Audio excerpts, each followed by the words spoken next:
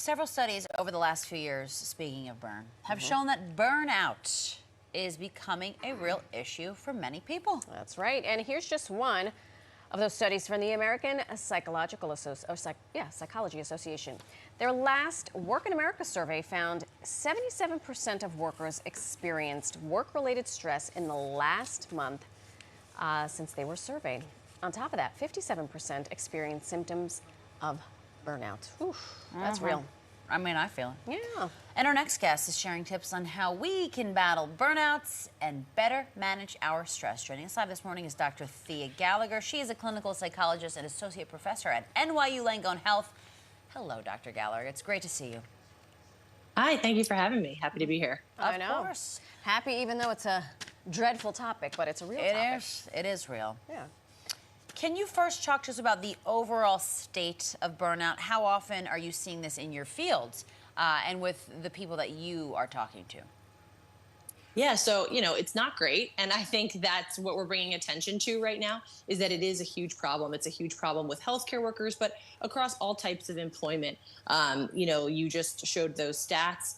And that's a place where I'm investing a lot of my research and focus these days is to understanding burnout and also doing something about it. And there needs to be, some system level changes, but also there are some individual level changes that we can all add to our lives and incorporate into our lives to battle burnout. And, one of the main issues with burnout is that a lot of times we don't realize it until we're already there. And then it can be really hard to scale back. So you mentioned something about how we manage it ourselves. How do we differentiate being stressed versus being burnt out?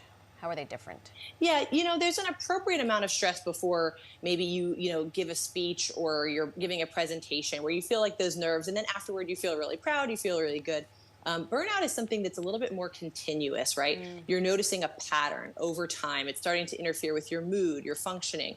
Maybe you're starting to realize that you're, having the Sunday scaries really bad every week. So it's something that you want to start to monitor. And I'll see it with my patients and I'll say, you've been talking about how work's been getting stressful. And then you've been talking about how you're overwhelmed and that you feel like you can't handle everything.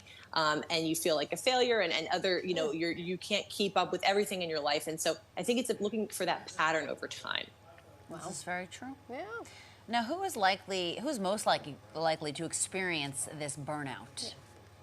Yeah, well, what's interesting is that we find a lot of times it's people who actually love their careers. It can happen to anybody, but I think sometimes there's this misunderstanding that you have to hate your job. That's why you're burnt out. But you can really love your job, but just say yes to too many things at your job and spread yourself too thin.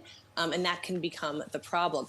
Also, if you have started a family, if you have maybe an ailing family member, sometimes things get added to our personal lives that take up energy, time, space that we didn't account for maybe that adjustment in our professional lives. So what we were able to do maybe when we didn't have those responsibilities is different than what we can do now. And we have to make those appropriate adjustments along the way. It's so easy, and I think sometimes it applies to attributing burnout to our jobs because we spend so much of our daily lives doing it for those of us who work. What are some other things that can cause burnout? I think it's about maybe overcommitting yourself to family activities, overcommitting yourself to things that you feel obligated to do, but you don't actually enjoy and are not necessarily restorative. So we know that, you can be burnout because maybe it's not just work, it's a combination of work and your personal life. And maybe all these things that you've said yes to and committed to, and now you feel stuck and trapped and you don't know how to get out of, kind of changing the amount of plates you're trying to spin. And a metaphor I use with a lot of my patients when we get to this place is like, what are some of the things that you can take out of your backpack? What are because we can't take everything out, but what are some of the things that you might be able to take out? And to that point, what are how can we cope with burnout? Yeah, well, you got to start with assessing.